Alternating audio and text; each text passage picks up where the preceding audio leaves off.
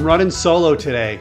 Mike's feeling a bit under the weather, so I'm storming on without him. And I must say, Mike, man, you're missing a great show.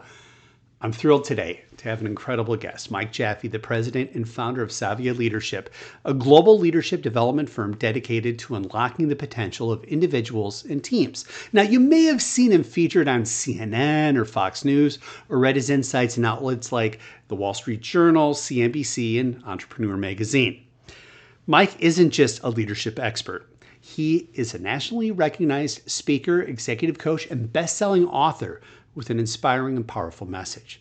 His energy, passion, and humor make him a rare gem among motivational speakers, capable of both entertaining and inspiring audiences of all kinds.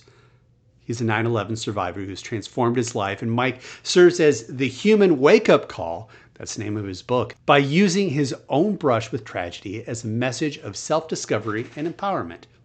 Mike has shared his expertise at hundreds of events for Fortune 500 companies, startups, and associations, covering essential topics like personal and professional development, leading through change, and building trust and communication in teams. He's worked with top brands such as Pandora, Starbucks, PepsiCo, Disney Interactive, UPS, the Army. So after the break, Mike will be with us to share his wisdom, insights, and actionable tips to help you elevate your leadership and life. So get ready for a truly transformational conversation. He's an author, coach, teacher, mentor, and I'd say the leadership whisperer, Mike Jaffe. Mike, thank you so much for joining us today. JD, it's my pleasure to be here. First, I want to dive into your personal journey, because your journey is obviously very unique for those who are familiar. And I'm holding up his book right now, Wake Up, Your Life is Calling. It is a must read for any leader or aspiring leader out there, and those who want to make change in their personal and professional life. Mike, take us through how you started on this journey, building SAVIA Group, and really what made you make this leap. Yeah, it's a story I've told often, and it happened a long time ago now. And it all comes down to the choices that we make. And at the time, I was living in Connecticut, working in downtown New York City. My daughter had turned 1. My commute was 2 hours each way.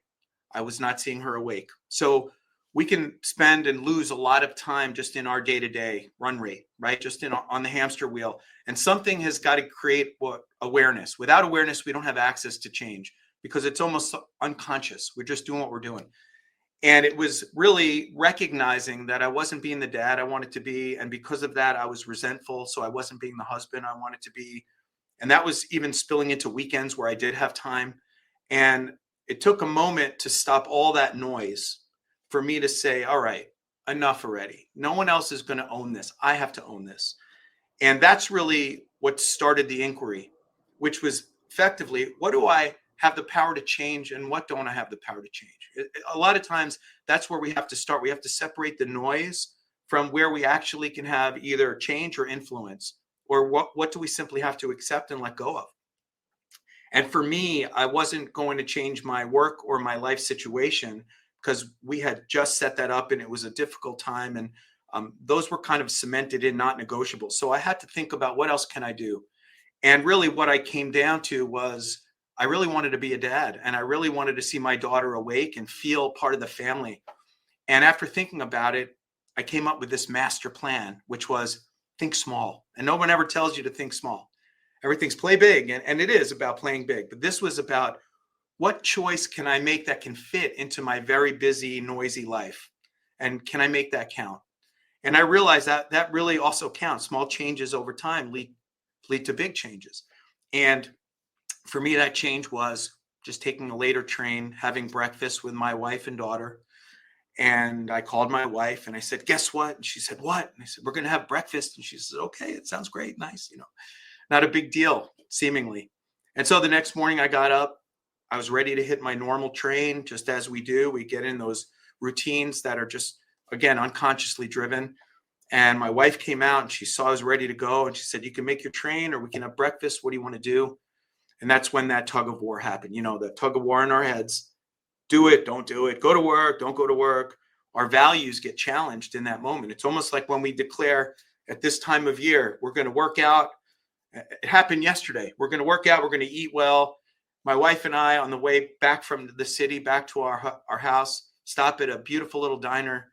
And she said, "You want home fries with that?" And I had already committed to not eating those things. And there I was wavering. Like, I know what my intention is, but to turn an intention into action, man, you have to have the courage, and you have to have the resilience, and you have to have the discipline in the moment to follow through.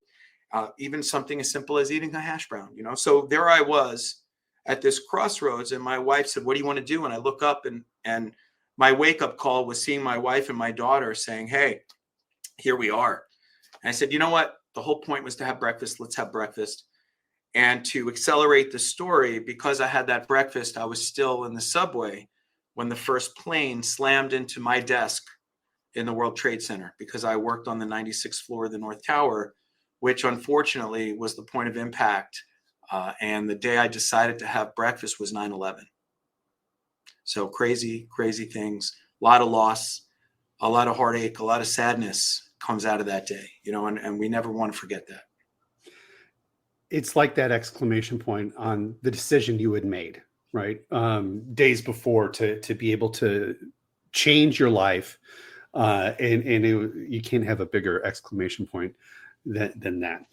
I had the luxury of working with Mike when I was with Comcast. Strata was the name of the organization within Comcast, and wonderful exercises you take leaders through. And a lot of it's dealing with culture.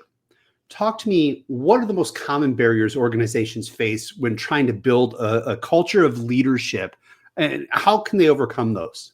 Well, to me, what is culture, right? Culture is almost like the unwritten agreements of how we're going to interact and behave without the mandate around it. What are we going to choose? It comes back to choices. And what are the protocols? What are the acceptable choices that we're all committed to? Because typically culture is usually meant to be a positive thing. It's meant to drive positive behaviors. It's meant to drive performance. It's meant to drive relationships. And the things that get in the way, the obstacles to culture, are needs and short-term thinking and people not following what their commitments are or breaking the rules. So a lot of times what happens is we have to get explicit where there's a lot of assumption in terms of what are the operating guidelines, what are our agreements, what are our rules of engagement with each other that we absolutely are going to honor. And then when we don't honor, which is where things break down, somebody has to call us in. So a lot of times we call people out. It's almost punitive. And to me, that starts to create a punitive culture. You're waiting for someone to break an agreement so you can call them out. And that's opposite of what we're trying to create with culture. What we're trying to do is call them in, right? If the culture is defined right, it's going to benefit everybody. And so we want to call people back into the agreement that we've established because there's a win-win there. Assume good intent, challenge, and then align around something. Don't create this us and them. Bring an ownership mindset to something. What does that mean? It means accountability and ownership. It doesn't mean it's them and not mine, right? It's all of these kinds of little agreements that we create that, again, are the working environment that we're trying to create that creates culture over time. That, to me, is what culture is. It's that glue that connects everybody. And so when somebody is standing outside of that, we want to pull them back in. We don't want to be punitive. We want to actually be positive and reaffirming and move them forward, not look for blame, but say, remember what we're committed to. Let's move forward together. You've heard the term "who moved my cheese," right? We've all read that book as leaders. Change is often met with resistance. What are the key strategies leaders can use to guide their teams effectively through significant transitions? Well, change is embraced and resisted in very, very different levels by a lot of people. Number one, you have to make it very clear about what the change is, why it's happening. So what is the intent here, how it's going to affect people and how they can be supported, and how this is going to actually roll out so that people can take it and make it tangible to their day-to-day. A lot of times we'll just talk about change from our own lens because it makes sense to us. And that's not everybody's lens. That's not the way people engage or process through change, because change creates a lot of fear a lot of times, and we have to understand that, not dismiss that, not judge that. We all have a different relationship with change. And it's nice to think that, hey, idealistically, everybody's going to get on board. But, at the end of the day, when people are fearful, they start to think about the me, not the we. And so how do we make sure that people understand, again, the clarity of what the change is and what's expected of everybody? And again, how are we going to all get there together? And so I think when we use neuroscience, we use a lot of different frameworks to make sure that people are thinking outside of their own lens and speaking other people's brain languages, let's say, so that I may not care about the context of a change. I may be somebody who's very much execution focused. So just tell me what we have to do and I'll go there. But other people may be very much connected to the concept and the vision and the strategy. Why are we doing this? And what's the importance of this? And how's this going to serve us in the future? And I don't really care how it gets done. I want to know the why of this thing. And so what we're trying to do is get people aligned with this change. And different people need different things to get that alignment. So I think it's really important not to dismiss or minimize people's needs around change.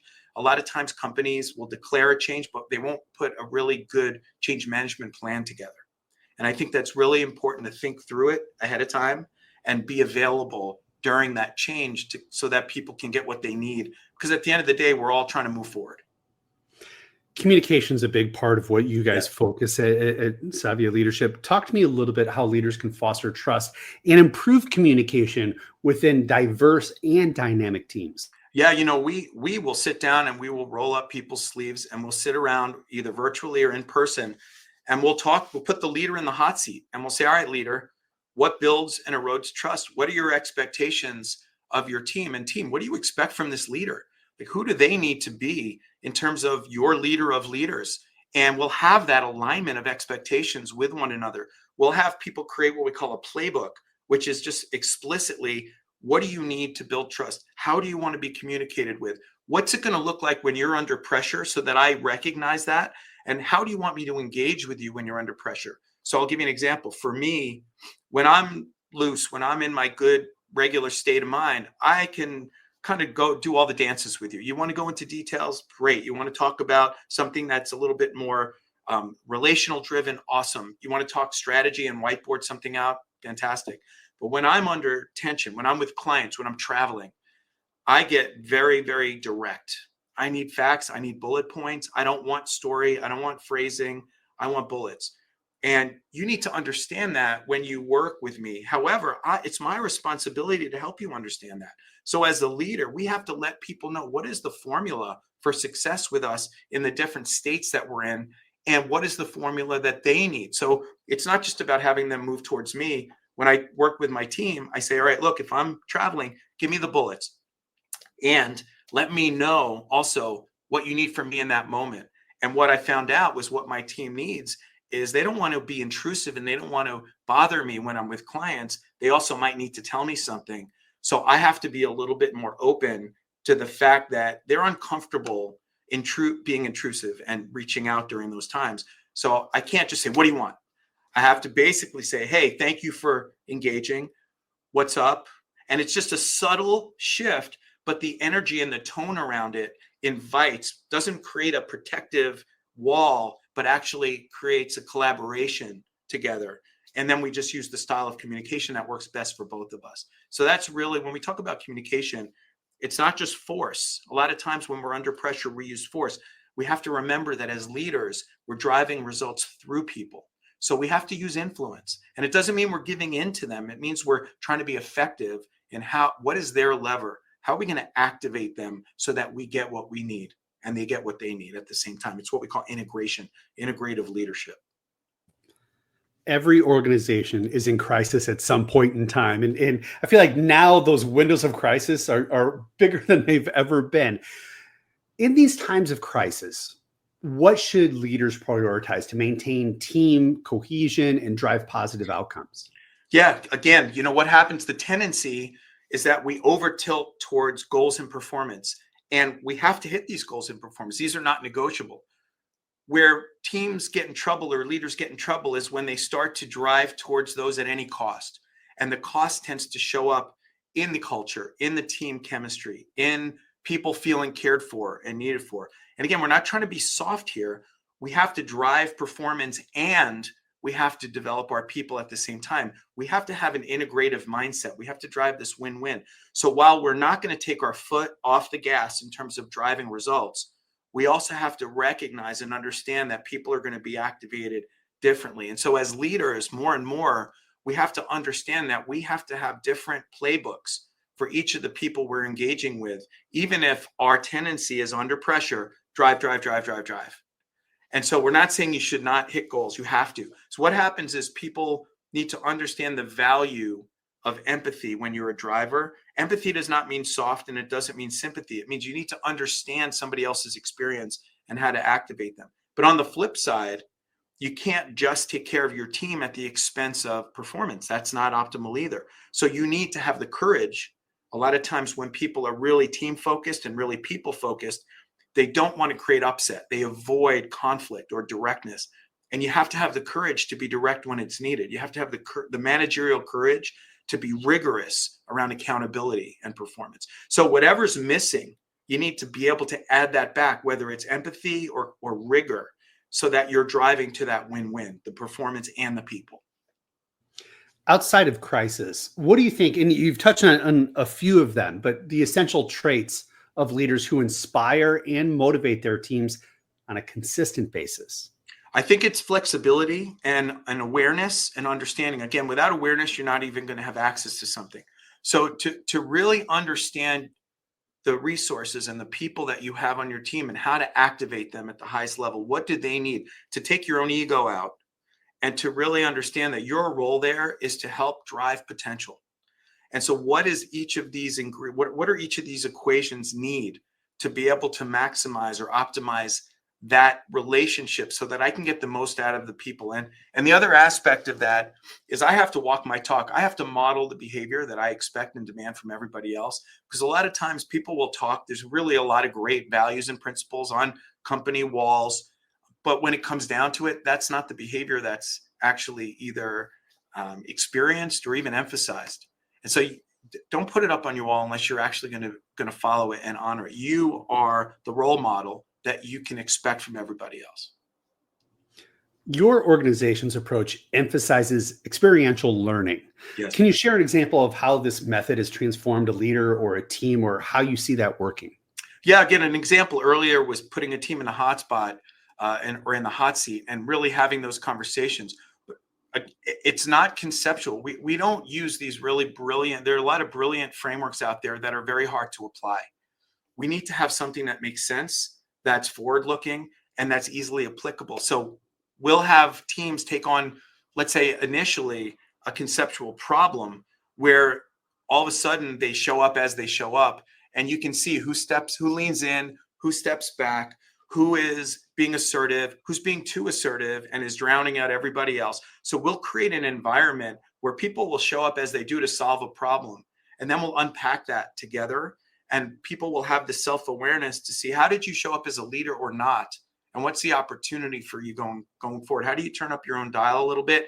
Now let's take your business problem. Now let's unpack that. Now let's take your team and let's start to take that same concept and start to apply it to something that's meaningful. And I'll be there, or my team will be there to facilitate that. And again, to unpack that so that it's an iterative process. It's not a one and done. Just if you can have that awareness of how you're showing up and what's effective and what's not, then you can just continue to iterate and get a little bit better. You need to have the trust there as a foundation for you to even have the listening around that. Otherwise, it's just, you're going to be in protection mode. You're not going to trust it. It becomes critical, not productive feedback. Tension becomes destructive instead of productive.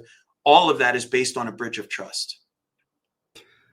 Talk to me a little bit about emerging trends in leadership development. How can leaders stay ahead of the curve? Obviously, how we've led has changed considerably since the pandemic, with dispersed workforces. But talk to me about these emerging trends in leadership development. You know, it's really, I think it's very challenging right now because there's such extreme, I guess, positions or extreme preferences on how to work and the should, and what the right thing to do is. You know, when earlier, decades even ago, everything was about hitting your goals and performance. It didn't matter how you felt about things. And then it's almost over tilted a little bit, where you have to make sure everybody's okay. And to me, that's not as productive either, because you're avoiding difficult conversations, you're avoiding conflict. And so to get ahead of the curve, I think you have to be able to get in there, get in the trenches, and have those difficult conversations, be able to hold people accountable. But again, not from a place of force. More than ever as a leader, you need to be able to influence.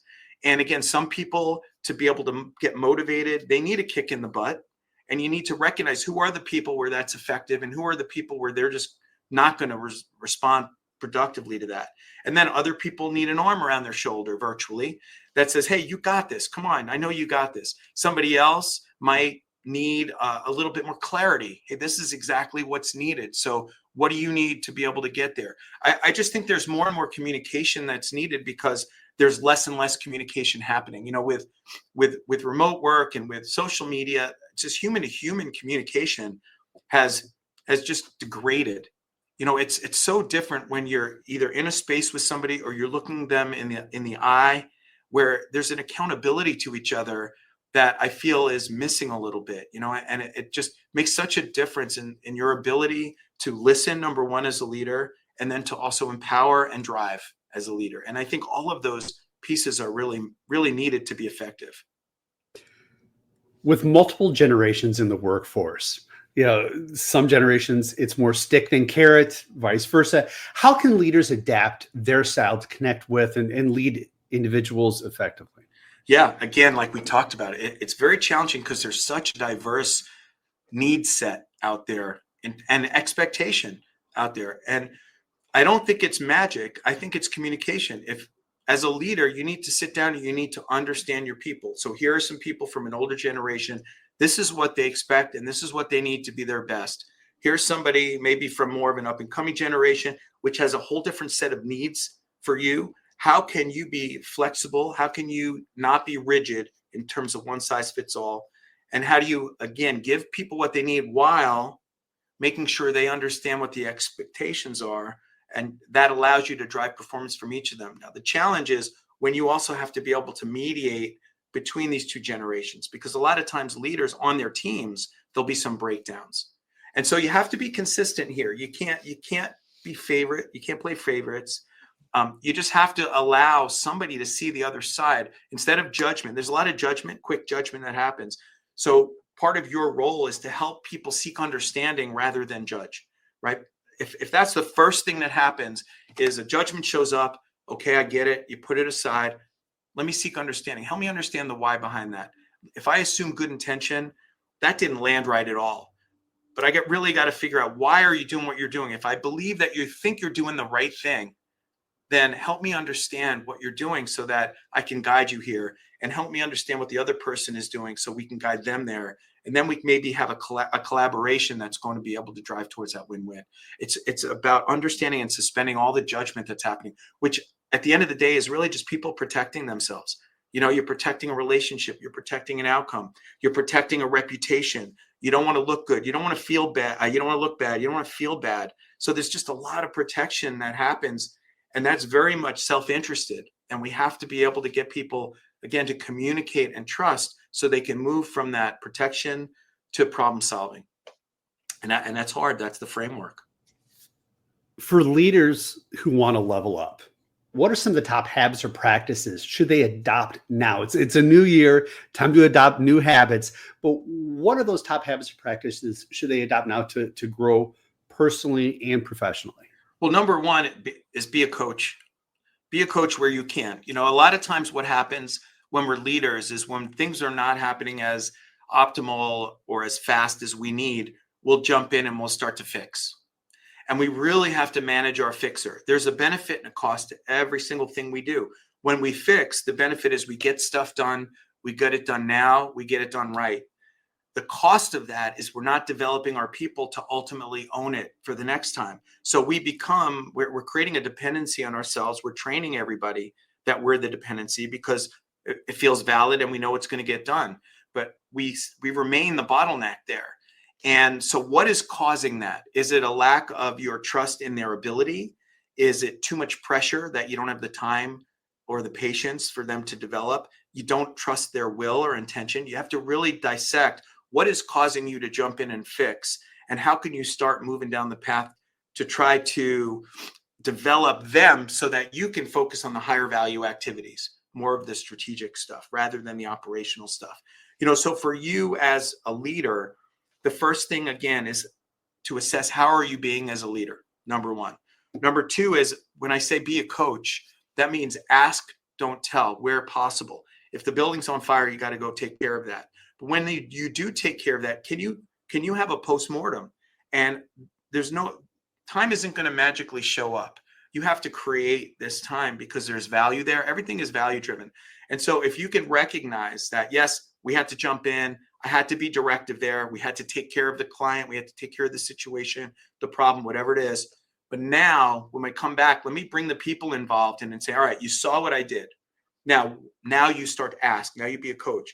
Why did I do what I do? What were the risks I was managing? What were the resources I had at my disposal? Why do you think I did that? What do you think I'm going to do next time? What can you own next time? So it is, again, an iterative development process where over time, you're going to be able to enable, empower, and ultimately hold them accountable to the same problems that you're jumping in and fixing now. It's the only way for everyone to get up leveled, including yourself. You posted on SAVIA Leadership's LinkedIn page a few weeks ago, and I'm gonna pose the question to you, Mike. Yeah. What's the biggest leadership lesson you learned in 2024, and how is it going to shape your approach moving forward?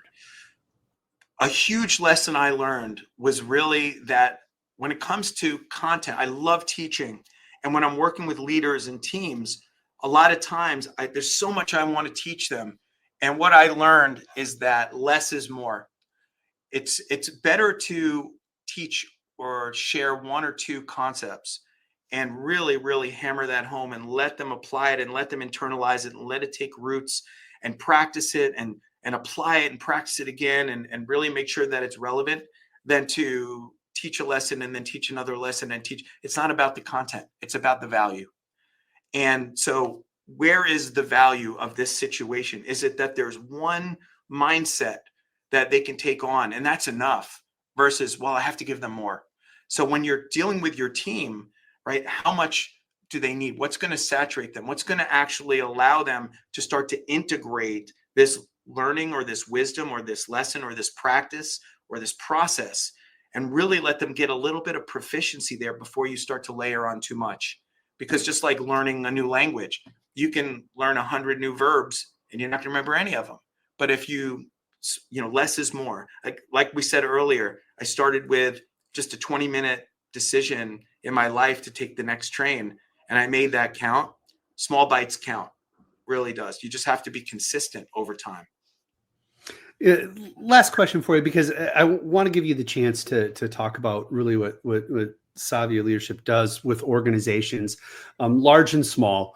Talk to me. How do you approach working with companies? How does your organization build these relationships? And also, talk to me a little bit about process. Yeah, so we kind of look at them. We separate what we have to do with who we're doing it with. So if you look at the executive leadership team, right? And these are the leaders of leaders. So how is that team functioning together? Are they cohesive? Are they unified? Are people aligning around decisions even if they had a different position going in? What is their relationship like? Are the bridges between executives strong, or is it kind of a shaky trust foundation there? So what can we do to make sure that no matter which leader anybody goes to in the company, they're going to get the same conversation. They're going to get the same values. They're going to get the same messaging. And a lot of times we need to transform those conversations because people are great functional leaders, but they're not treating themselves as a first team concept. So we have to make sure that the top team looks at themselves as a first team. Don't get results at the expense of your first team. From there, then we take a look at the next level, which we call either the rising leaders, the next level leaders, or the catalysts. And this is the level of your organization that you want to start to run the operation. Rather than just wait to be told to do something, we're trying to develop their accountability and their ownership. And in order to do that, the executives have to stop telling them what to do. In order to do that, we have to demonstrate trust and proficiency. So there's a lot that happens between those two layers, basically developing your bench, which allows the executives to take more of the executive purview rather than the operational purview. And that next level leadership layer has to step up and demonstrate and start to own the day-to-day operations of things. Then below that, we have people managers of different levels. And a lot of times what we're finding is there's just some foundational needs that people managers have that they need to be trained in. So that's more of a training conversation, whether it's delegation, navigating conflict. How do you give feedback effectively? How do you receive feedback effectively? How do you communicate with influence? Who are you as a manager? All of these things are part of our management development training. And that really is important because people are put in roles that to influence others as people managers that they may never have been in before. And they have such impact and influence when you are now responsible for other people, not just your own results as an individual contributor, but now you're a leader and you have to own that responsibility for it. So all the things we talked about, how do you make sure you understand what the different people on your team need, et cetera, et cetera. And so those are the different layers. Then of course, there are the high potentials that we work with. And so what we do, we'll do team development, we'll do individual coaching, we'll do group coaching, we'll bring in neuroscience, we'll bring in some of Lencioni stuff, which is wonderful, like Working Genius, which really helps you understand what aspects of work really bring you energy that are really aligned with your flow. So we'll bring in external tools and again, just create a lot of self-awareness, but it has to be self-awareness with application. Not just to know, but really, how do I now take this and make it valuable? How do I use this information so that we can, again, drive towards higher performance and also a stronger culture? People and performance have got to come together.